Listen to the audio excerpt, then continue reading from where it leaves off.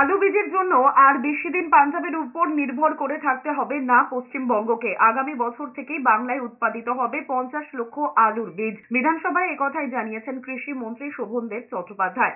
পশ্চিমবঙ্গে আলুর অস্বাভাবিক মূল্যবৃদ্ধি নিয়ে সম্প্রতি নবান্ন থেকে কড়া বার্তা দিয়েছিলেন মুখ্যমন্ত্রী মমতা বন্দ্যোপাধ্যায়।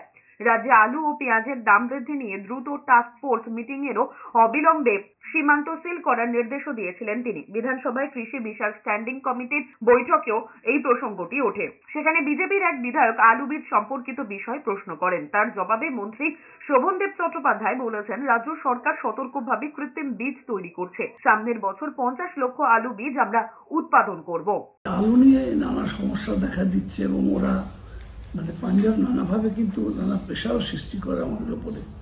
খারাপ জিনিস দিলে ফেরত দিতে গেলে নেয় না, এরকম ঘটনাও ঘটে। তো সেই জন্য মমতা বন্দ্যোপাধ্যায় এমনি শুধু আলু বলে না, সব ব্যাপারেই আমাদের স্বয়ম্বর হওয়ার জন্য তিনি আমাদেরকে চাপ দেন।